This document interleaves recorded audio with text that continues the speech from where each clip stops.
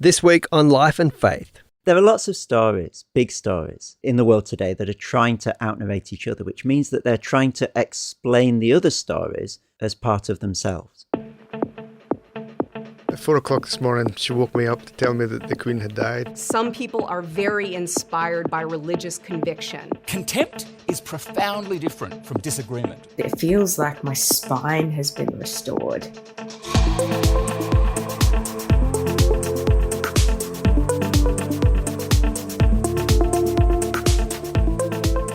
Welcome to Life and Faith from the Centre for Public Christianity. I'm Simon Smart. And I'm Natasha Moore, and today's episode is about everything. Reality, society, culture, God, and the ways that we try to understand it all.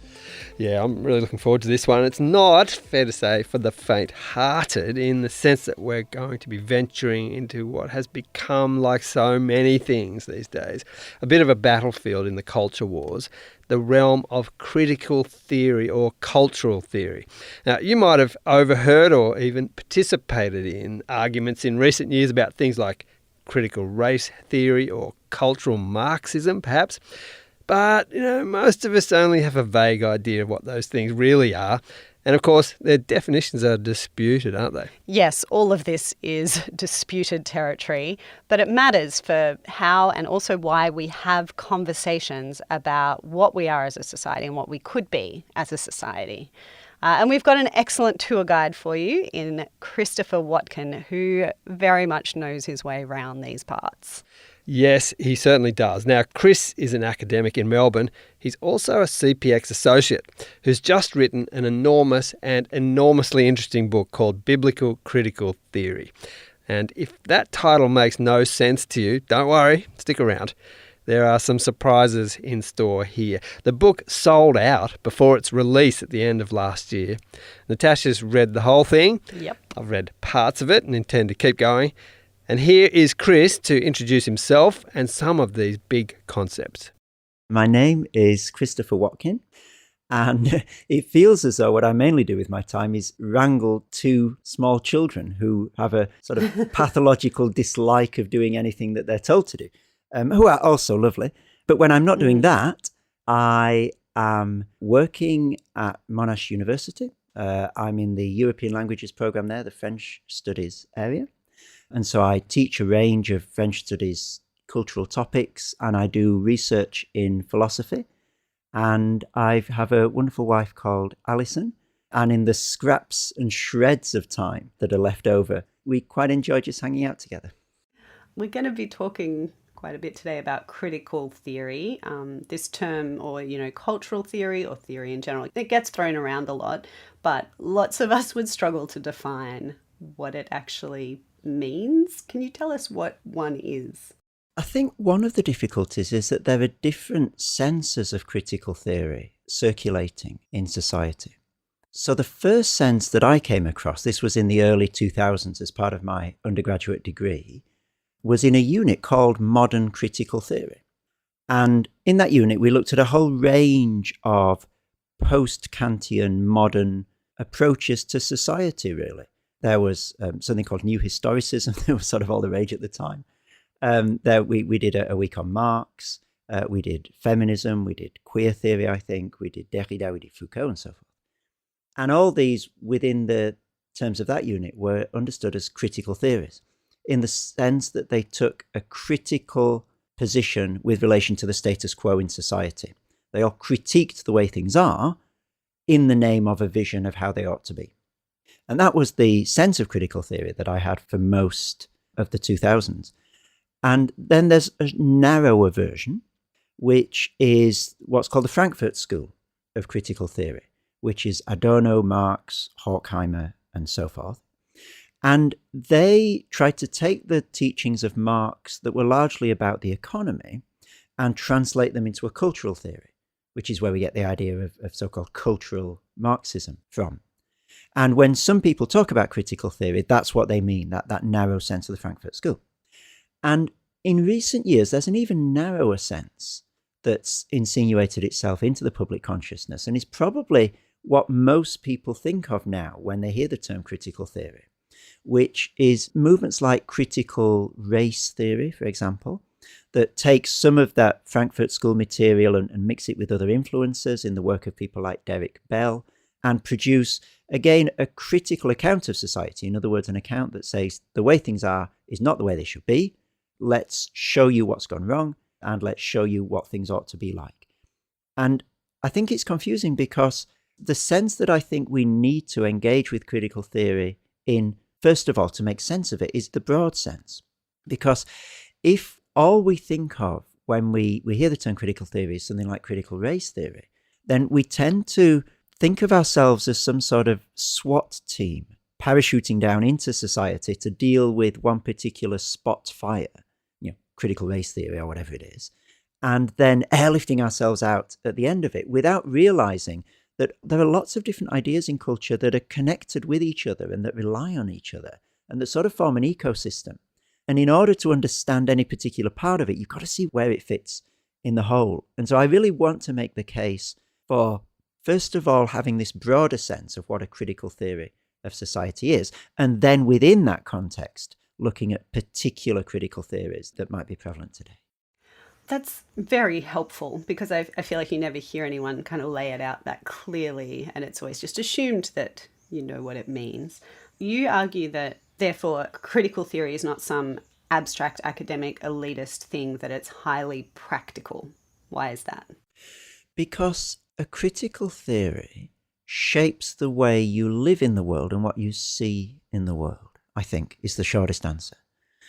In the book, I try and talk about it in terms of three categories. So all different sorts of critical theories that disagree with each other will all be doing three things. They'll be making certain things in the world viable, visible, and valuable. So to make something viable means to make it possible to hold a particular position or to think in a particular way. And so an example from critical theory would be Marx and revolution. You might look out at society and think the idea that there could be a society-wide revolution in which the working class rise up is just ridiculous. That will never happen. And then you read a bunch of Marx and you begin to see, if you agree with his analysis, I can understand how that might come about. That becomes viable for you, a piece of your mental furniture, if you like, something that you think is possible. Critical theories also make certain things visible. So for a long time in the Western tradition, the ways in which women were oppressed and mistreated in society sort of went below the radar. People weren't noticing it and choosing to ignore it all the time. At least in part, it was because people simply weren't sensitive to it. It just passed unnoticed. And then the different feminist movements of the 20th century brought it from the background into the foreground and said, you have to notice this. You have to be sensitive to these injustices and inequities in society. And that was a making visible of something that was there all along. It's just that most people just didn't notice it. And thirdly, critical theories also make certain things valuable. If you read someone like Foucault or Marx, they're teaching you, they're catechizing you what to value, what to commend, what to desire in society. And they're also teaching you what to condemn as well. And on that level, all the different critical theories are moving in terms of those three categories. And significantly, I think, among everything that the Bible is doing, the Bible is also working in terms of those three categories. The Bible is making certain things in the world viable and visible and valuable for us, making things like trusting God's promises viable. That's just a stupid notion for most people who haven't read the Bible, haven't been brought up in a Christian context today. It's not that they choose not to obey God's promises. It's that there's no categories in which that would even be a remotely possible thing to do. And yet you read the Bible and you get to know the God who reveals himself in the Bible, and you begin to see that I can see what trusting this God's promises might look like in the life of someone like me. So that's making viable. Making visible, you may have looked at many sunsets in your life, but it may never have struck you that the heavens declare the glory of God. And so you read that psalm, and now something that was there all along has become visible to you in the world. You look at the sunset and you think, God is glorious, God is wonderful. And I can see that in this beautiful thing in the heavens. And the Bible also makes certain things valuable. I remember before I was a Christian, if you'd have come up to me and you'd have said, you really ought to desire serving other people as one of your life goals, the selfish little teenager that I was would have just laughed at you and said that's a ridiculous thing to want to do. And yet you read the Christ of the New Testament, who came not to be served but to serve and to give his life as a ransom for many, and you see how often he upbraids his disciples for wanting to be the greatest and says, no, you should want to serve each other. And, gradually as the Bible gets to work on you, you see service as something that's desirable, something that should be sought after in the world in a way you wouldn't have before. And it's in this sense then that I think the Bible functions in the same way that a critical theory functions, among everything else that the Bible is doing. Do your colleagues in your French studies department find it strange that you treat the Bible this way, so intellectually, and that you're so into it, and that you think that bringing that into contact with culture is a thing that should be done? I think there's a strangeness about it simply from the fact that it's not something that's often done. But I think the fact that it isn't often done is itself strange, or at least ought to be strange, because the whole tradition of cultural critique has, I think, fundamentally biblical roots. So if you think about ancient civilizations, what other ancient civilization, apart from the Hebrews, had at the heart of its polity an institution, the object of which primarily is to critique the rulers of that same country? I'm thinking of the Old Testament prophets. You wouldn't get your Babylonians sort of sanctioning and recording the words of people who were constantly trying to suggest that the Babylonian emperors were corrupt and so forth, which is what the biblical prophets spend a lot of their time doing. And so there's a sense in which right back in the Old Testament, there's a peculiarity to the openness to cultural critique in the Hebrew nation that's not to be taken for granted in all ancient nations. And then if you come into the sort of the last days period, you see that the tradition of cultural critique bubbling up and being formed and thought out within a Christian context. So if you go back and you say, what is the first example of an entire society being put under a critical lens and an alternative vision of a whole society being offered? So not just little bits of cultural critique here and there, but a wholesale critique of society, which is what these modern critical theories do. What's the first example of that? I think you'd struggle to find anything earlier than Augustine's City of God. And Augustine, of course, is basing his critique on biblical patterns. So he's not inventing this from scratch, but he's bringing into the canon of Western thought a mode of cultural engagement upon which all subsequent critical theories rest.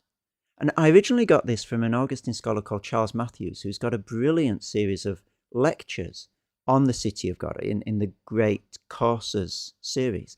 And he makes the point that for the longest time in the ancient world, societies were thought to be more or less permanent, sort of Egypt and so forth. They were eternal. Rome called itself the eternal city. And the idea, therefore, that a society can be fundamentally critiqued and a more appealing option offered was just not part of the mental furniture. There was just no category for understanding that. And then, of course, with the sack of Rome that Augustine is responding to. And also, with books like the Book of Daniel, which makes it very clear that God makes nations rise and fall and none of them is eternal. There's the sense that cultures are liable to be critiqued holus bolus. You can take a critical stance to a culture as a whole, and Augustine shows us how to do that. And so all the modern critical theories, I think, are sinking their roots in this soil, which is fundamentally and originally Augustinian. And so the idea of a biblical critical theory, to put things slightly provocatively, is the original critical theory. And everything else is copying that original Augustinian model, which draws its sap from the Old Testament prophets and so forth. And so there should be nothing peculiar or odd about critiquing society and offering a better vision for society, I think, from a biblical point of view, and how odd it is that we should think it odd.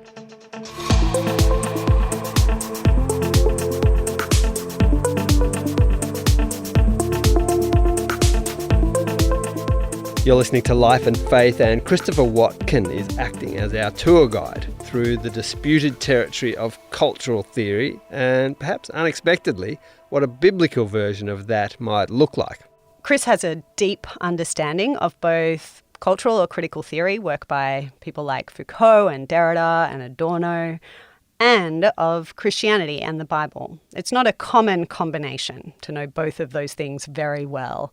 And his claim is that the Bible actually out-narrates. It tells a bigger and more complex and more nuanced story than other stories our culture has for explaining the way things are and should be. I asked him if he can back up that claim. I'll try my best. Your listeners will have to decide whether I've done a good job or not. There are lots of stories, big stories, in the world today that are trying to out-narrate each other, which means that they're trying to explain the other stories as part of themselves. And lots of stories are trying to do that with Christianity. So there's a Freudian story in terms of which, Christianity is displaced and repressed sort of relationship to the Father, and then you project that onto God, who's not really there, but he's a sort of father figure in the sky. And that story tries to out-narrate the Bible, tries to explain what the Bible is doing within its own terms of reference. And for a very long time in our tradition, the Bible was the story in terms of which all other stories found themselves. It was the big story that made sense of everything else. But Hans Frey explains in his book, I think it's called The Eclipse of Biblical Narrative, how the tables turned around the 19th century and other stories began starting to explain the Bible in their own terms. And there's a trickiness to this because each story can explain the other in its own terms. So there is a Freudian account of Christian belief, and within the world of Freudianism, it makes sense. And so finding a criterion by which to judge these stories against each other is actually harder than it might seem, because each of them brings its own rules. It's like that classic example of, I don't like baseball because you can't score touchdowns. Well, that's not what it's about. You have to judge it by its own rules, and you can't just condemn everything that doesn't play by your rules, because then other people will do that to you and it's endlessly circular. And so I think there are several ways at this. I mean, we all have an experience of the world and of human beings and of the complexity of living as a human being in the world. And I think one thing you can do is try on the different stories and see which of them most fully accounts for the complexity of what it means to be a human being in the world, and which of them either tries to ignore or suppress or explain away parts of reality that are stubbornly there despite the attempt to explain them away. And I think that's one of the ways in which the Bible stands up very robustly against other attempts to make sense of life in the world. So, for example, the Bible has this really quite, I guess in terms of secular ideologies, unique approach to reality, which is that it sees reality fundamentally in terms of a story. And what I mean by that is that there are certain ruptures, certain key turning points in the biblical narrative that change the quality of existence rather than just being a gradual change. So there's creation, where you start off with nothing and then there's something. There's the fall, where the warp and woof of human existence changes at that point. To live after the fall is not the same as to live before it. And then there's redemption and consummation, where again there are qualitative changes in what it means to be human. And so that means that the Bible can account for nuances and complexities in human behavior, I think. That if all you have is a sense of things are fundamentally always as they were, there are gradual changes, of course, things evolve, but there are no ruptures in history, then really the way things are is all that there is. And that's quite tricky on a number of levels, because it's very hard, if the way things are is simply what there is, to critique the way things are. Because, well, why would you? From what position outside the way things are could you possibly get a perspective on it to say that there's a difference between is and ought? The way things are is not the way they ought to be. You're always bootstrapping yourself if the way things are is simply what there is. But the biblical story gives you what the Frankfurt School philosopher Theodor Adorno calls at the end of his book Minima Moralia a standpoint of redemption. He uses that theological language. It gives you a position from which to view the status quo that is not derived from the status quo, and allows you to critique it in a way that is normative. Not just, I would like things to be different because that's what I feel, but that this vision of how things have gone wrong, the fact that things are not as they ought to be, is actually valid for all of us. It's not just a fancy, it's not just a chemical reaction that I've had in my brain to to how things are. There's actually a normativity that has bite for all of us. And that is, in a sense, the origin of cultural critique, isn't it? It's the ability to say, not simply, I don't like things as they are, but things as they are either unjust or not right or cruel or whatever. And it's the standpoint of redemption that allows you to say that with heft, to say that in a meaningful, in a rich, solid, concrete way that has bite. And so I think the Bible in that sense stands up really splendidly against approaches to cultural critique and to understanding culture that don't have that complexity to the way that they see history. There are so many contemporary issues that your book engages with, from totalitarianism to post-humanism, our obsession with consumption, efficiency and burnout. I wonder, is there something in there? Is there one particular Bible story or one issue or one lesson that for you in the course of researching and writing this book has actually really changed how you live, how you think, how you experience the world? I think there were lots of things that really deepened and broadened my understanding of the Bible and sense of the richness of the Bible as a tool of cultural critique. A couple of examples, one from the Old, one from the New Testament, would be the Babel narrative in Genesis 11. The way that it sets up a fundamental paradigm that is then traced through the whole of the biblical witness and finds its culmination only at the very end of the book of Revelation. How Babel stands as a figure for a city built on the idea of making a name for ourselves, and how that sets in train a particular way of being in the world. And then, of course, in the very next chapter, Genesis 12, another name is made. God says to Abram, I will make your name great. And so there's these two juxtaposed paradigms for greatness of name, if you like. There's the Babylonian project of we will make a name for ourselves. And there's the divine project of making a name in the first instance for Abraham, but then in that same passage, God says all nations will be blessed through you. And a theologian like Richard Bauckham, for example, will tease this out in terms of two paradigms of globalization, a globalization of domination and a globalization of blessing. And to see how those run throughout the whole Bible, I'd never noticed that in Babel before. I think it's an incredibly rich and incisive passage for cultural critique. And the second one that comes to mind is the book of Revelation, which I'd heard preached through at my church one or two times. And I'm sort of feared to tread in, I suppose, in the past because of all the controversies about scary. it and, the end times and all that sort of thing.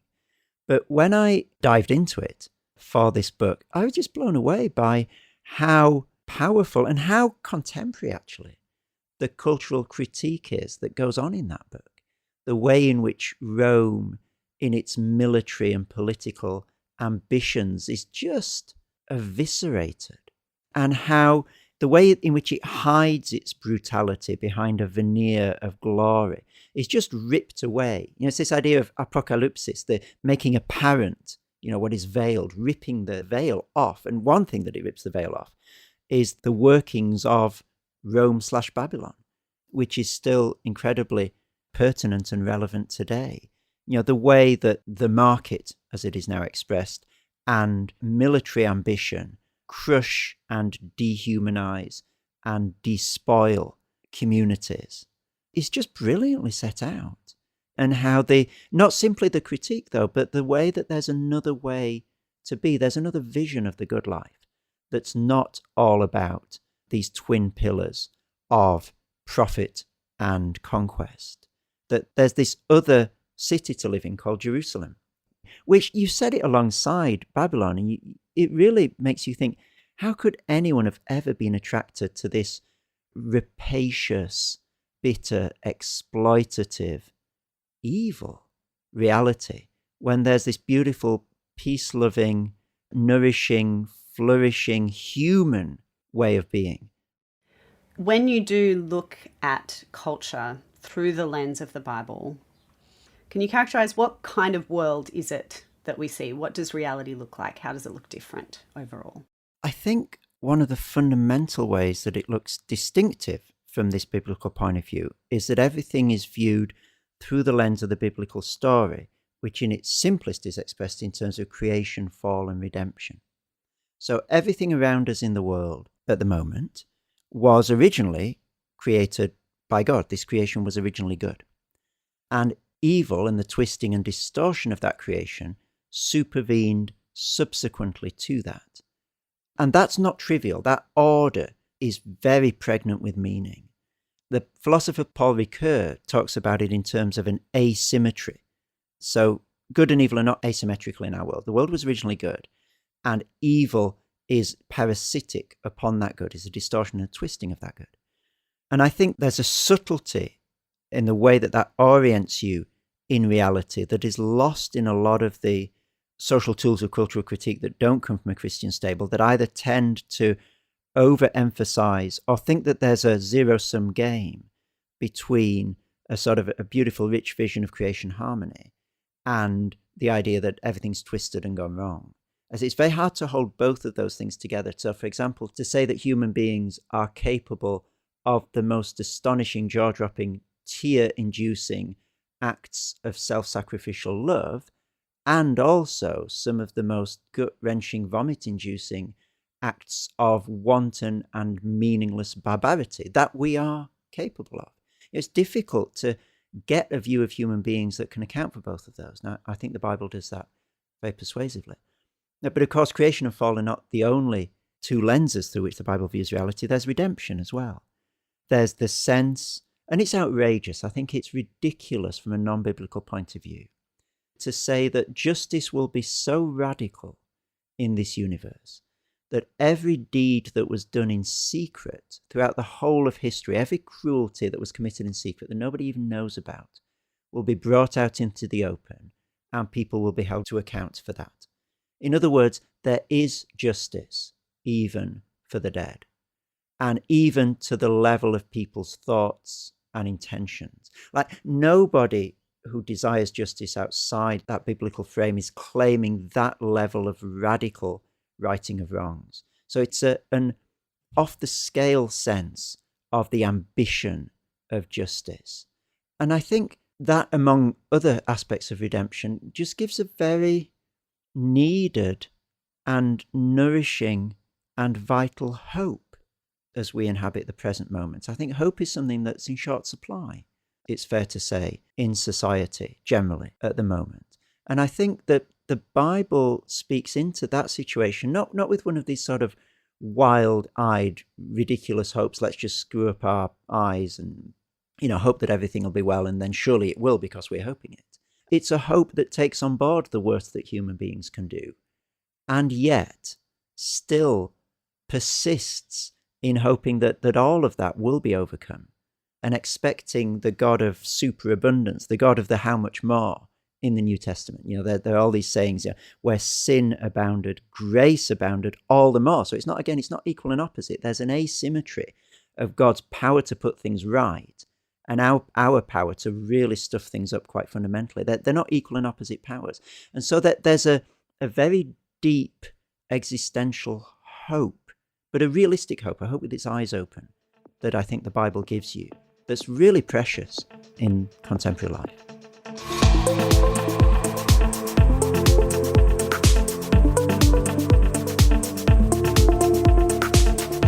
This has been Life and Faith with me, Simon Smart, and Natasha Moore. Our producer is the incomparable Alan Douthwaite. If you're wanting to get your hands on a copy of Biblical Critical Theory by Chris Watkin, it is available again now. This book is hot property, and it's highly recommended from us here at CPX. Yes, it's long and it's an intellectual workout, but it's also fascinating throughout and genuinely enjoyable to read, whether you're someone who is already sold on the Bible's perspective on culture, or just someone who's interested enough to investigate that and its ramifications. And you can dip in and out of this book too, right? Yeah, absolutely. Please do share this episode with someone you think might enjoy it. And also, if you could leave us a rating or review, that'll help get the word out to more people. You can also email us at podcast@publicchristianity.org. Next week. I drive down the M4 a lot, one of the motorways here in Sydney. Often people speed past me driving in a very foolish manner. I can accurately assess that as being unsafe driving and that perhaps it would be good if they were caught so they could amend the error of their ways. But often I just get angry at the person and think, unloving thoughts. I've gone there from making an accurate assessment to being judgmental of that other person.